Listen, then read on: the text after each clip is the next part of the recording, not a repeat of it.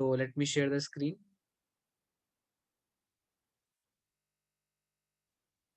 Okay, तो मैं आशा करता हूँ कि आप सब ये श्लोक देख पा रहे हैं and I will read the shloka as always and then you will repeat. तो हम डिस्कस कर रहे हैं चैप्टर नंबर 2 और वर्स नंबर 41। आपको श्लोक अभी डिस्प्ले हो रहा होगा, तो मैं श्लोक पढ़ता हूँ, आप लोग भी अपने स्थान से इसको दोहरा सकते हैं। व्यवसायित्मिका बुद्धि एक कुरु नंदना बहुशाखा ही अनंतस्य चाबुद्धया अव्यवसायिनाम। तो मैं फिर से पढ़ता हूँ। व्यवसायित्मिका बुद्धिर एक है कुरु नंदना बहुशाखायनंतश्च बुद्धयो अव्यवसायिनाम। इसका अनुवाद इस प्रकार है, जो इस मार्ग पर चलते हैं वे प्रयोजन में दृढ़ रहते हैं और उनका लक्ष्य भी एक होता है। हे कुरुनंदन, जो दृढ़ प्रतिज्ञ नहीं है उनकी बुद्धि अनेक शाखाओं में विभक्त रहती है। मैं दोबारा से अनुवाद पढ़ने का प्रयास करता हूँ। जो इस मार्ग पर चलते हैं वे प्रयोजन में दृढ़ रहते हैं और उनका लक्ष्य भी एक होता है। हे कुरुनंदन, जो दृढ़ प्रतिज्ञ नहीं है उनकी बुद्धि अनेक शाखाओं में विभक्त रहती है। तो हम चर्चा प्रारंभ करने से पहले हर बार की तरह अपने सारे गुरु वृंदों को आभार प्रकट करना चाहेंगे। ओम अज्ञानतिमिरान्धस्य ज्ञानाञ्जनशलाकया चक्षुरुन्मिलितं येन तस्मै श्री गुरुवे नमः। नमो ओम विष्णुपादाय कृष्णपृष्ठाय भूतले श्रीमते भक्तिवेदांत स्वामिनिति नामिने।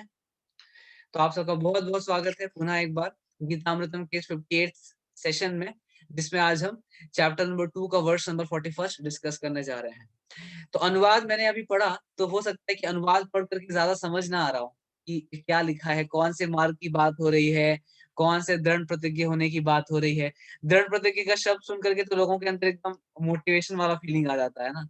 जैसे बाहर मोटिवेशनल स्पीकर्स का सुनते हैं तो प्रतिज्ञा, दृढ़ता, ये सब सुन करके ऐसे ही विचार आता है कि दृढ़ होना चाहिए पैसे कमाने में, दृढ़ होना चाहिए अपने कॉलेज में बहुत अच्छा मार्क्स लाने में। तो जनरली दृढ़ता का और प्रतिज्ञा का यही सारा नोशन हमारे माइंड में है, यही सारे विचार हमारे मस्तिष्क में आते हैं।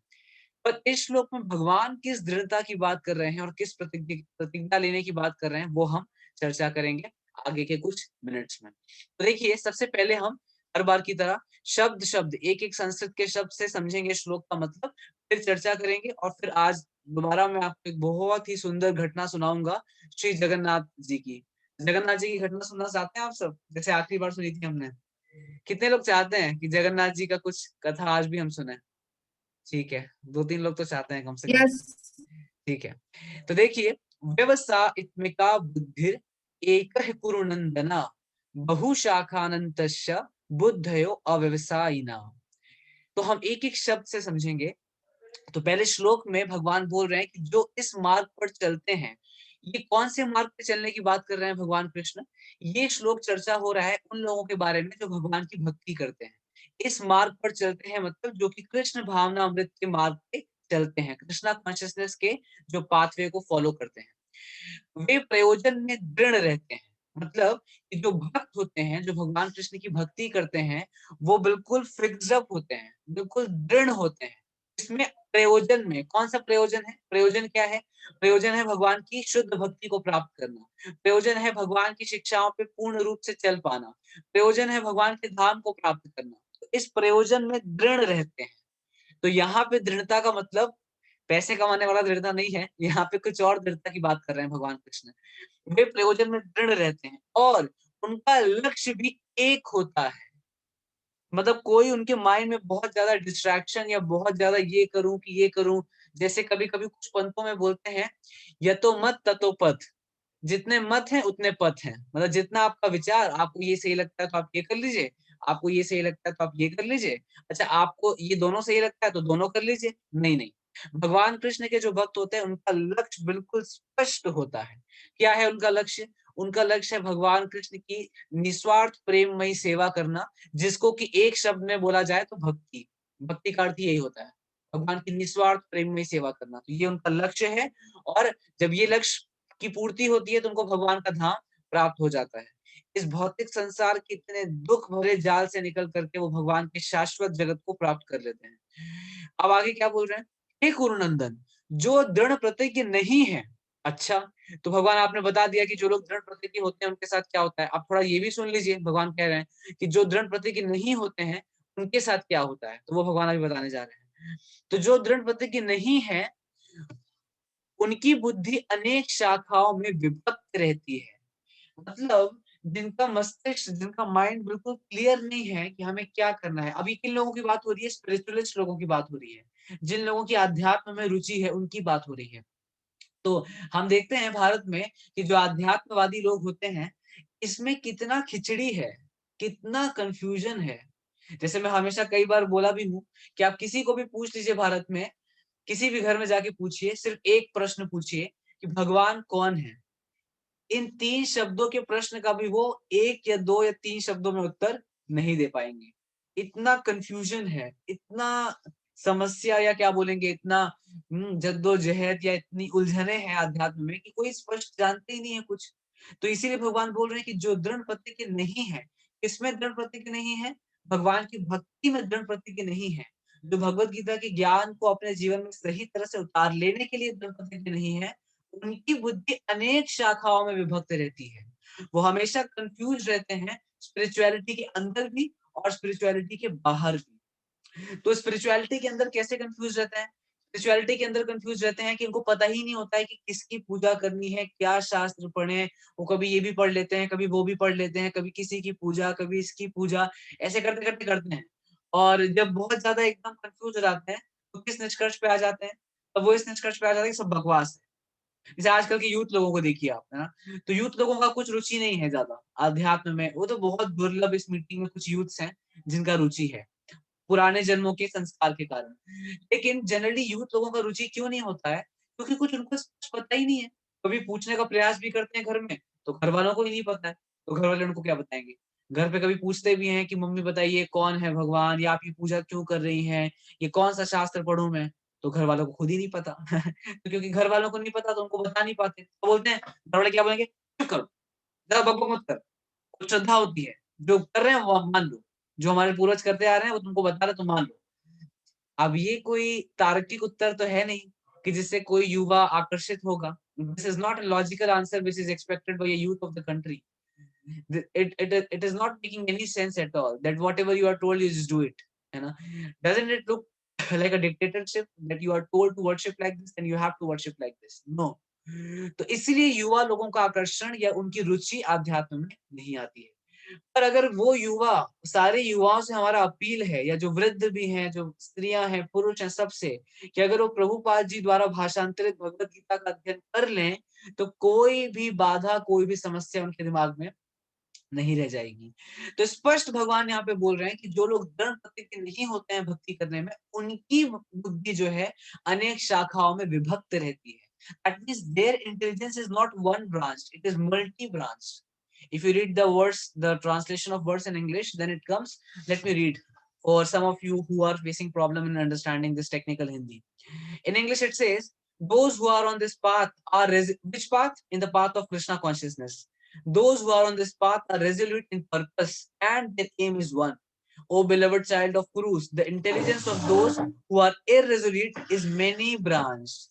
मतलब उन लोगों का बुद्धि जो कि irresolute है, irresolute मतलब दृढ़ प्रतिज्ञ नहीं है, वो क्या है? उनका इंटेलिजेंस मेनी ब्रांच है। एक जगह पे उनकी बुद्धि नहीं लगेगी, जगह जगह जगह जगह पे बुद्धि लगाएंगे। अब देखिए, यहाँ पे हम एक एक शब्दों को ध्यान से समझेंगे और मैं आपको कुछ चीजें भी बताऊंगा नॉर्मल जीवन में भी इस श्लोक का क्या व्यवहारिकता है, और फिर हम जगन्नाथ जी की घटना देखेंगे। तो पहला शब्द यहाँ पे जो सबसे फेमस शब्द आता है श्लोक में, वो है व्यवसाय आत्मिका। व्यवसाय मतलब क्या होता है? Can anyone tell what is the meaning of व्यवसाय? बहुत सारे लोग यहाँ व्यवसाय करते होंगे। बिजनेस। Business, correct. व्यवसाय, द सिंपल मीनिंग ऑफ व्यवसाय इज बिजनेस। व्यवसाय आत्मिका, तो आत्मिका मतलब आत्मा लग जाना या चेतना लग जाना। तो भगवान बता रहे हैं कि व्यवसायिका बुद्धि की, जो भक्त की बुद्धि होती है, व्यवसाय आत्मिका होती है। अब देखिए, इसको समझने के लिए मैं आपको एक उदाहरण देता हूँ। जनरली जो लोग बिजनेस करते हैं, मान लीजिए किसी का पैसे का, मान लीजिए किसी का लकड़ी का बिजनेस है, लकड़ी का फॉर एग्जाम्पल, या प्लाईवुड का बिजनेस है। रुद्रपुर में तो बहुत सारा प्लाईवुड का बिजनेस होता है, पीवीसी का। तो अगर किसी का प्लाईवुड का बिजनेस है और बहुत अच्छा वो बिजनेस करता है, तो देखिए आप जनरली आप देखेंगे कि वो जहां भी जाएगा हर जगह वो ये देखेगा कि कैसे मैं प्लाईवुड लगा सकता हूँ यहाँ पे। या मान लीजिए वो कहीं पे गया और उसने कहीं देखा कि प्लाईवुड वहां लग सकता है, लेकिन वहां प्लाईवुड नहीं लगा है, तो वो तुरंत ही रिक्वेस्ट करेगा, प्रपोजल देगा कि अगर यहाँ पे प्लाईवुड लगा दें तो बहुत अच्छा है। मतलब उसके दिमाग में कंटिन्यूअस प्लाईवुड चलेगा। ठीक इसी प्रकार मान लीजिए किसी का फोन का बिजनेस है, मोबाइल का, टेलीकॉम, तो अगर वो किसी से मिला और देखा कि उसके फोन में कुछ प्रॉब्लम है, तो तुरंत उसको क्या बताने लगेगा, अलग अलग मॉडल्स, कि ये भी मॉडल आया है नया, आप ये ले सकते हैं। तो इसका मतलब कि जिनका व्यवसाय है टेलीकॉम का या प्लाईवुड का या किसी भी चीज का, उनके दिमाग में निरंतर उन चीजों के बारे में चलता रहता है। ठीक बात है, एकदम ऐसे ही है। तो ठीक इसी प्रकार जब भक्ति के संदर्भ में व्यवसायित्व का बोला जा रहा है, तो यहाँ पे भगवान ये बताना चाह रहे हैं कि जो भक्त की बुद्धि है वो निरंतर किस व्यवसाय में लगी रहती है, भगवान के चिंतन के व्यवसाय में लगी रहती है। व्यवसाय आत्मिका का एक इंग्लिश में बोल सकते हैं बिजनेस माइंडेड। अब बिजनेस माइंडेड यहाँ पे लिटरल सेंस में नहीं लेना है। बिजनेस माइंडेड मतलब इस व्यक्ति की बुद्धि हर समय उस बिजनेस में रहेगी। तो इसी प्रकार जो भगवान कृष्ण के भक्त होते हैं और जो कृष्ण भावना अमृत के पथ पर आगे बढ़ रहे हैं, उनकी बुद्धि निरंतर किसमें लगी रहती है, भगवान की सेवा में, भगवान के शास्त्रों में और भगवान के ज्ञान में निरंतर उनकी बुद्धि लगी रहती है। व्यवसायत्मिका बुद्धि एक है कुरुनंदना, एक इह कुरुनंदना, एकमात्र उनका स्पष्ट बिल्कुल लक्ष्य क्लियर होता है कि हमको भगवान की भक्ति करनी है। अब देखिए, ये सारा चीज जब हम बोलते हैं तो कई सारे लोग डर जाते हैं, अच्छा तो हम क्या बाबा जी बन जाएं, भगवान की बुद्धि सिर्फ भगवान के बारे में लगी हुई है। तो ये तो जो लोग बहुत समय से आ रहे हैं, मैं बहुत बारी बताया हूँ, मैं क्या जो शास्त्र बता रहे हैं वही रिपीट करने का प्रयास करता हूँ मैं, कि भगवान में बुद्धि, एक बुद्धि भगवान में लग जाने का मतलब ये नहीं है कि जो हमारी जिम्मेदारियां हैं अपने आश्रम के हिसाब से, जैसे एक ब्रह्मचारी आश्रम में जो व्यक्ति है उसकी अपनी जिम्मेदारियां हैं, जो गृहस्थ आश्रम में एक व्यक्ति है उसकी अपनी जिम्मेदारियां हैं, जो वानप्रस्थ आश्रम में उसकी अपनी जिम्मेदारी है, जो क्षत्रिय का काम कर रहा है उसकी अपनी जिम्मेदारी है। तो भगवान में एक चित बुद्धि लगाने का अर्थ ये नहीं है कि अपने अपने आश्रम की जिम्मेदारी का हम त्याग कर देंगे, नहीं। ये अगर आप समझ रहे हैं या कोई समझ रहे हैं तो वो आपकी गलती है या उनकी गलती है। भगवान तो ऐसा कहीं नहीं बोल रहे गीता में। लेकिन एक आत्मिका बुद्धि लग जाए भगवान में, इसका ये अवश्य मतलब है कि हम जो भी कार्य कर रहे हैं उस सारे कार्य को भगवान से हम जोड़ें। और ऐसा कोई कार्य नहीं है संसार में जिसको भगवान कृष्ण से हम जोड़ ना सके। आप बोलेंगे कैसे, तो बड़ा सरल है। कोई भी कार्य करते समय आपका मन तो एक्टिव ही रहता है। तो कितने ऐसे लोग हैं जो बोले कि नहीं हम कोई भी कार्य करते हैं हमारा मन तो बिल्कुल 100% काम में लगा रहता है।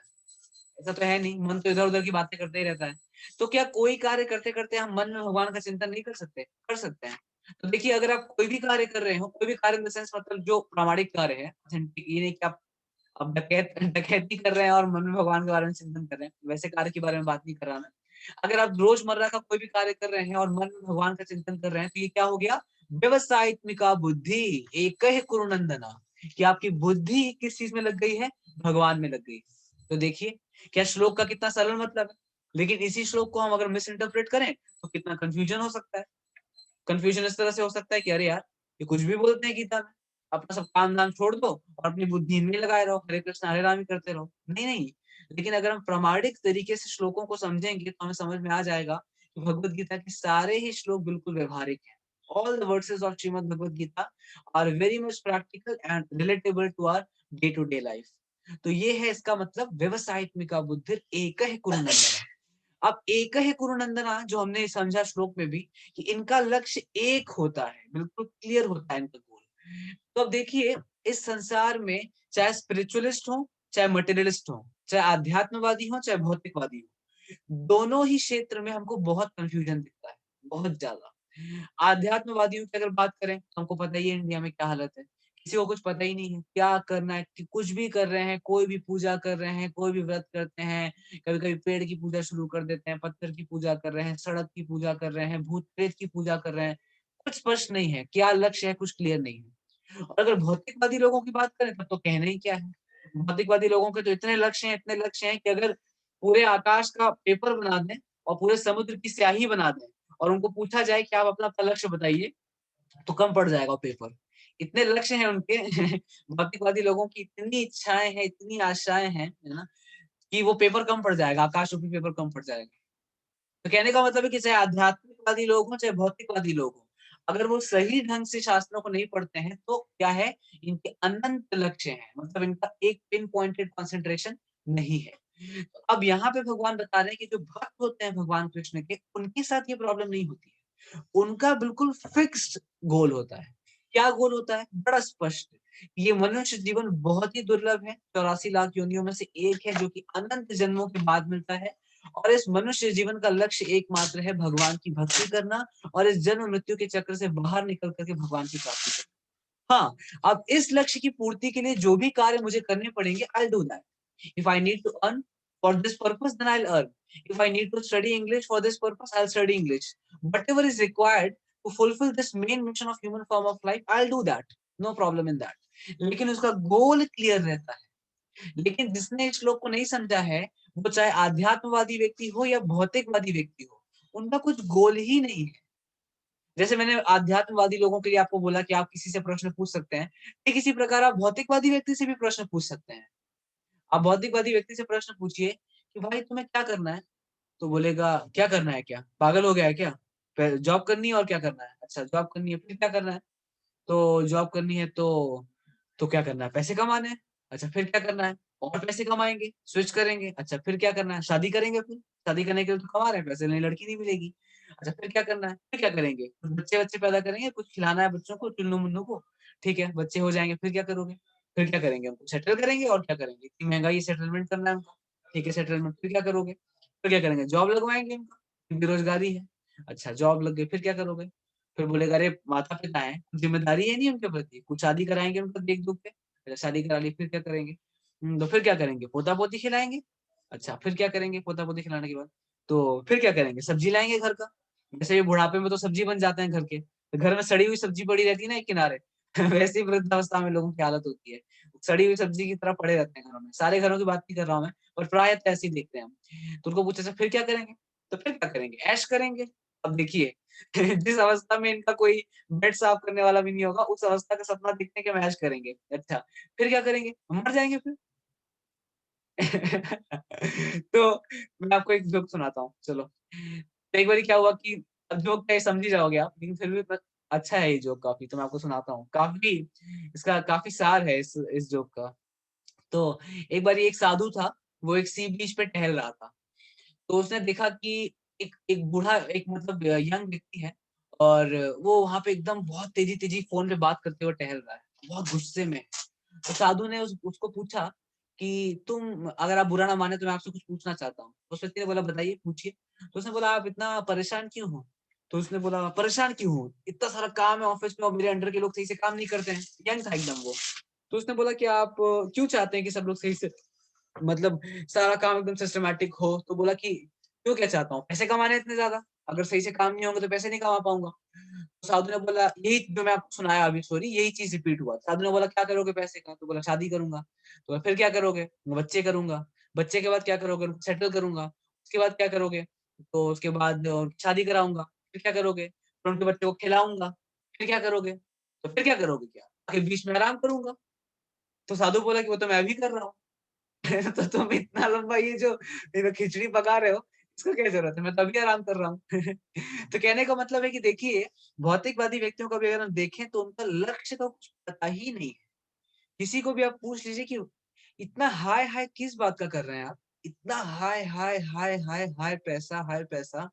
तो मतलब अगर अगर आपको 2 लाख रुपए पर मंथ मिल जाए, तो आप क्या आटे को पानी की जगह सोने का चटनी बना के सानेंगे क्या उससे? रोटी बनाने के लिए? या फिर आलू टमाटर की सब्जी में कुछ डायमंड के टमाटर काट के डालेंगे क्या? ऐसे कोई है? कोई कर सकता है ऐसे? कि आलू टमाटर की सब्जी में थोड़ा जैसे पनीर का गार्निश करते हैं ना, तो थोड़ा हम चांदी का गार्निश करेंगे, सिल्वर या फिर थोड़ा सोने का गार्निशिंग करेंगे। ऐसे कोई है ऐसा मूर्ख व्यक्ति? नहीं ना। तो वही खाएँगे।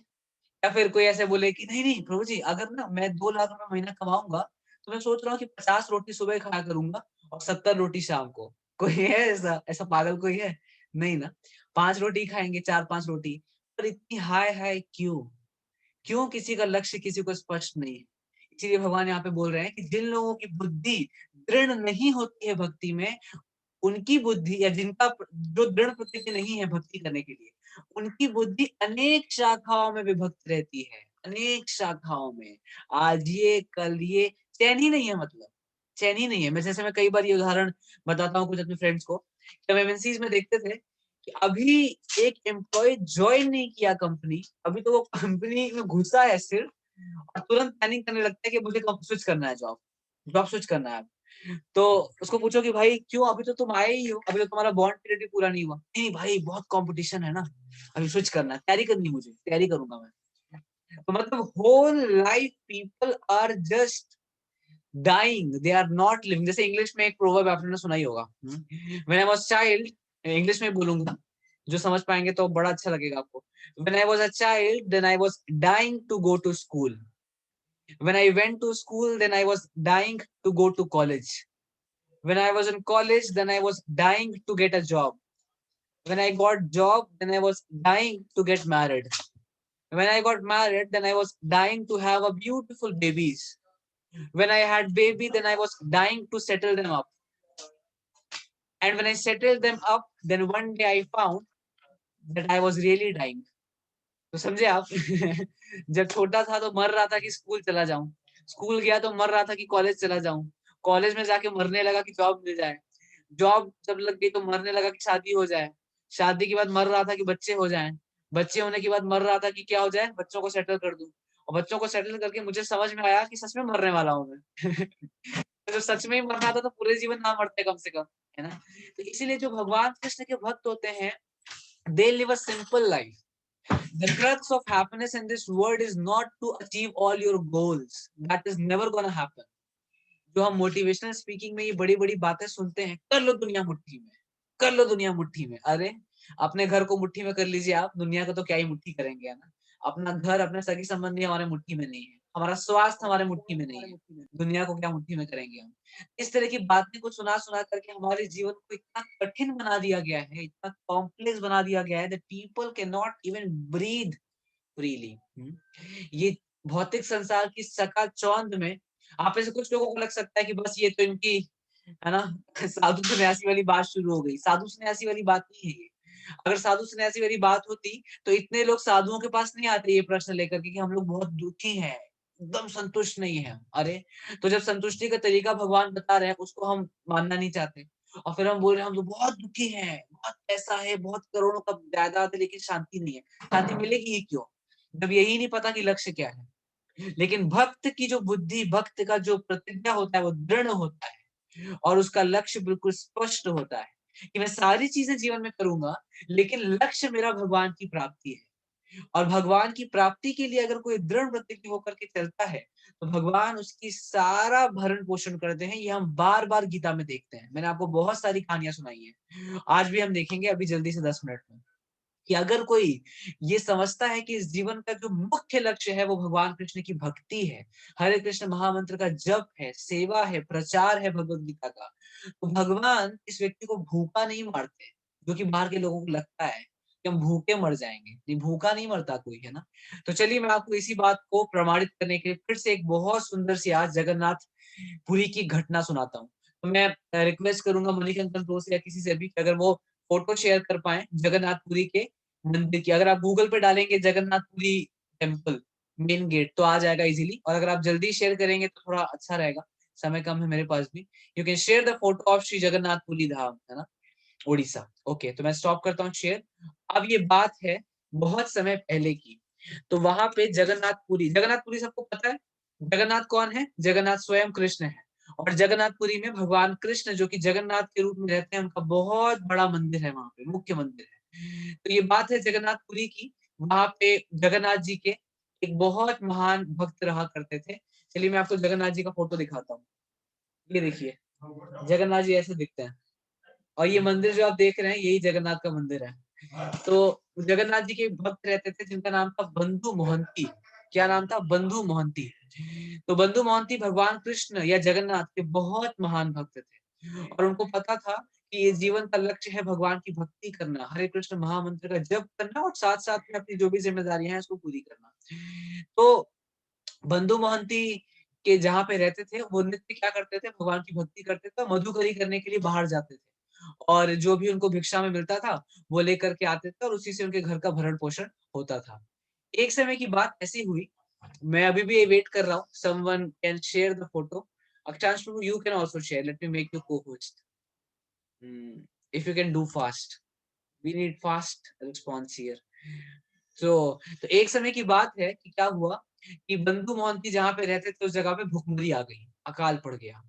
तो जब बंधु मोहंती गए भिक्षा मांगने के लिए तो लोगों ने बोला हाय हाय हमारे पास ही खाने को नहीं है, हम इनको कैसे देंगे, है ना। तो उनको कोई भिक्षा मिली नहीं बंधु मोहंती, और वो घर वापस आ गए। तो जब घर वापस आए तो पत्नी ने देखा कि आज तो कुछ भी भिक्षा में नहीं मिला है, और उनके 2 बेटियां और 1 बेटे थे। पत्नी भी बहुत पायस थी, बहुत पवित्र थी और बहुत ही पतिव्रता थी। तो उन लोगों ने ऐसे कई दिन बिताए, और अभी क्या हो गया, भुखमरी बहुत ज्यादा बढ़ने लगी। और साथ साथ में कोई भी Not able to share. Not able to share, how come pro, I made you You made Akanksha Jaiswal. okay, okay, no, just wait for a second. Okay, now you are co-host, so you can please share very fast. तो ये क्या हुआ कि अभी बहुत ज्यादा भूख लगने लगी। 2-3 दिन से उन लोगों को कुछ खाने का नहीं मिला। तो बंधु मोहंती की पत्नी ने बोला कि देखिए अब तो हमारे बच्चे मर जाएंगे, अगर हमने इनको कुछ खाने का नहीं दिया तो हमारे बच्चे मर जाएंगे। ये है श्री जगन्नाथ बलदेव सुभद्रा। आप और भी फोटो सर्च करके शेयर कर सकते हैं मंदिर का फोटो। तो उन्होंने बोला कि अब तो हमारे बच्चे मर जाएंगे अगर हमको कुछ खाने का नहीं मिला तो बंधु मोहंती ने बोला, सोचा कि क्या करें, किधर जाएं हम। तो उनकी पत्नी ने उनको पूछा कि आपके कोई मित्र नहीं है जिनसे हम कुछ कर्ज ले लें, कुछ कर्ज लेकर के कुछ दिन हमारा घर चल जाए। तो बंधु मोहंती बोले कि हाँ मेरा एक मित्र तो है, और बहुत बड़ा आदमी है वो। तो पत्नी ने बोला तो अभी अभी चलते हैं, अभी के अभी हम चलते हैं, कम से कम हमारे बच्चों का प्राण तो बच जाएगा। अभी के अभी चलिए अपने मित्र के पास। अब बंधु मोहंती ने स्पष्ट नहीं बताया कि कौन से मित्र की बात कर रहे हैं, पर इनको हृदय में तो पता था कि हमारे एक ही मित्र है ना। नीलाचल निवासाय नित्याय परमात्मने बलभद्र सुभद्राभ्याम जगन्नाथाय ते नमः। जगन्नाथ जी का प्रणाम मंत्र है। नीलाचल में निवास करने वाले, नीलाचल निवासाय नित्याय परमात्मने बलभद्र सुभद्राभ्याम जगन्नाथाय ते नमः। ये है मंदिर, ये जो आप फोटो देख रहे हैं ये मुख्य द्वार है श्री जगन्नाथ मंदिर का। तो बंधु मोहंती को तो पता था कि हमारे एक ही मित्र हैं, जैसे हमने आखिरी के टर्म में श्लोक पढ़ा था, समो हम सर्वभूतेषु न मे द्वेषस्ति न प्रिया। लेकिन जो मेरी भक्ति करते हैं मैं उनका मित्र बन जाता हूँ। तो बंधु मोहंती को ये श्लोक पता था। तो बंधु मोहंती सबको लेके गए कहाँ पे, जाजपुर में रहते थे बंधु मोहंती। जाजपुर एक जगह है उड़ीसा में, तो पुरी के पास में ही है। तो वो अपने परिवार को लेकर के गए कहाँ, पुरी धाम, श्री मंदिर के पास गए, जगन्नाथपुरी मंदिर के पास गए। तो जब वो वहां पे गए तो उन्होंने क्या देखा कि जगन्नाथपुरी में भक्तों का तांता लगा हुआ है। खूब लाखों लाखों भक्त इस मंदिर के अंदर जा रहे हैं, मंदिर से बाहर निकल रहे हैं।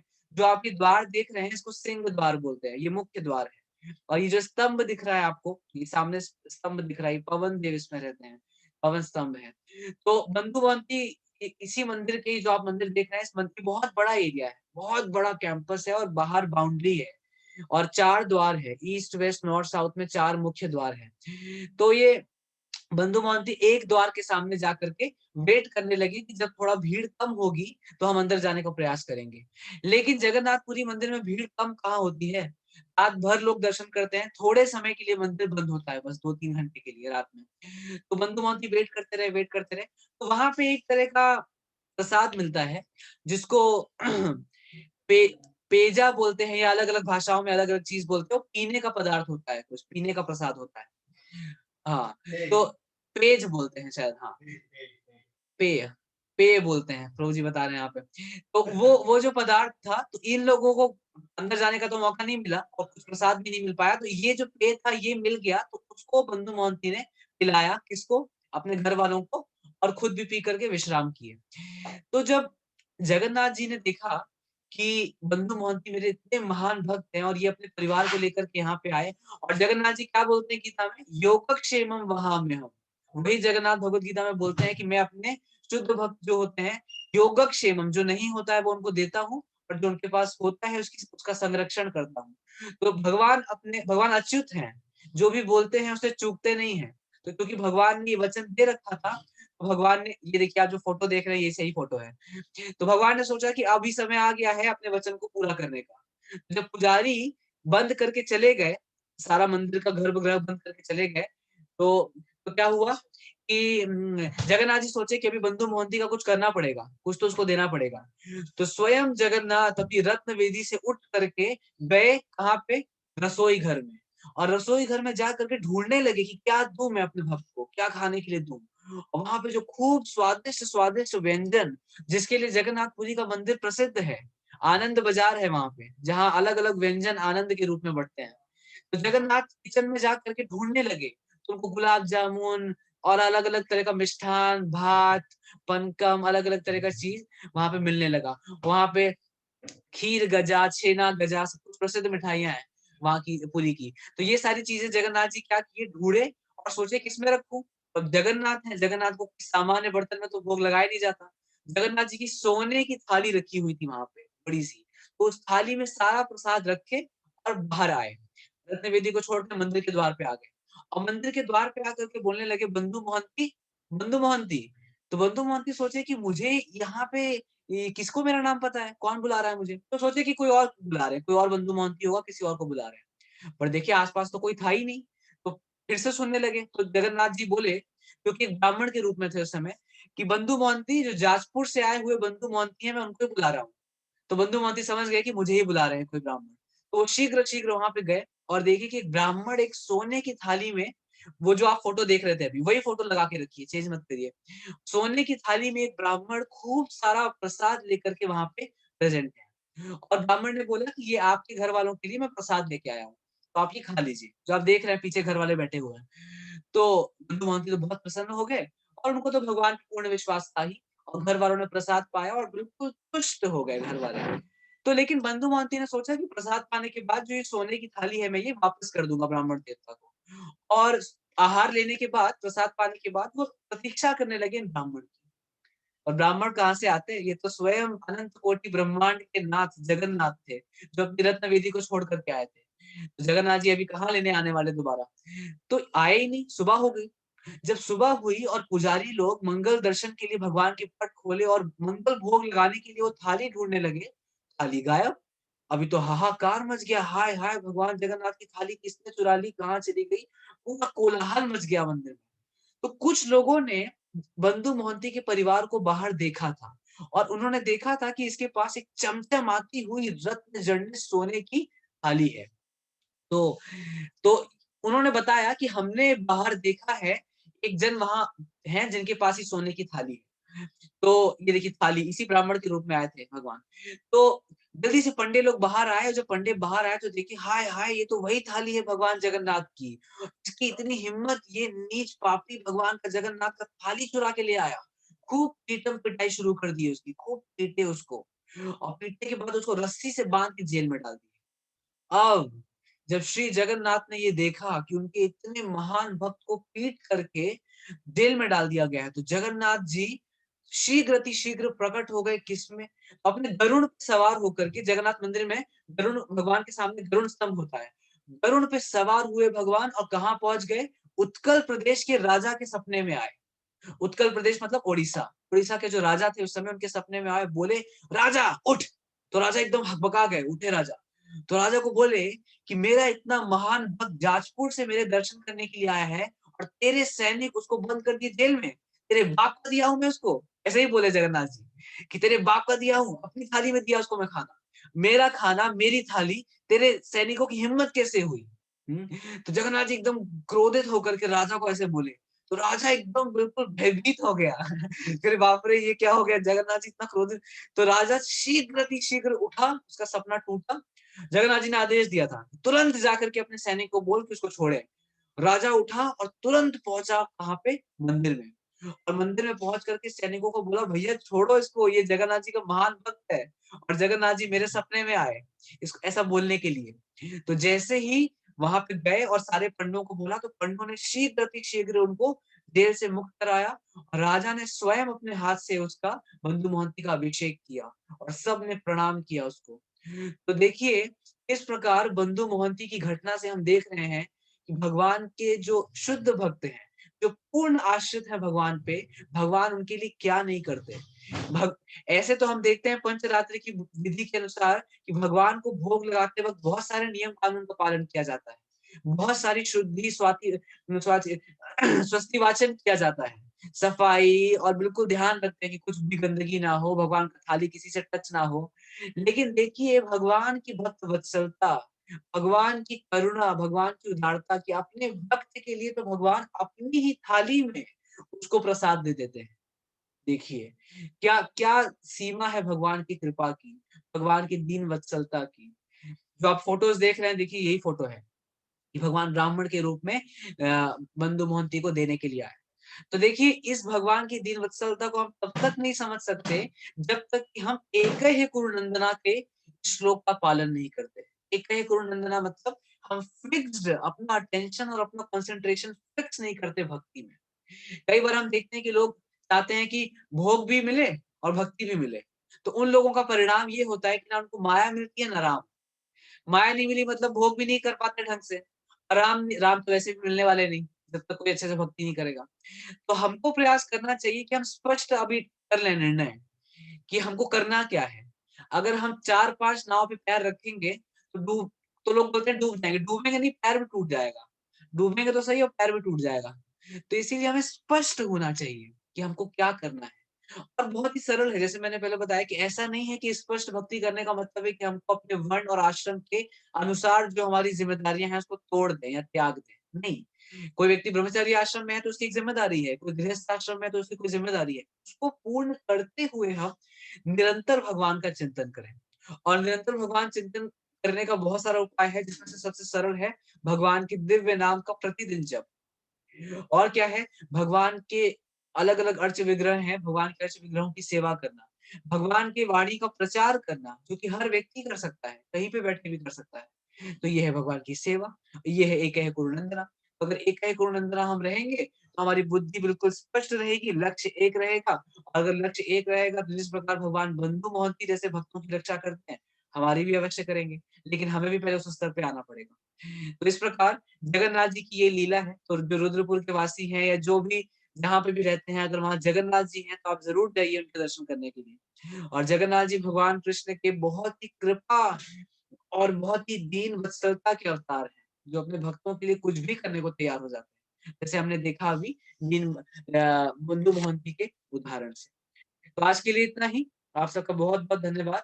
निरंतर गीतामृतम के इस सत्र में जुड़े रहने के लिए और मैं आशा करता हूँ कि आप सब हरे कृष्ण महामंत्र का नियमित रूप से जप कर रहे हैं। उम, और इसी के साथ मैं विराम दूँगा। ग्रंथराज श्रीमद् भगवद गीता की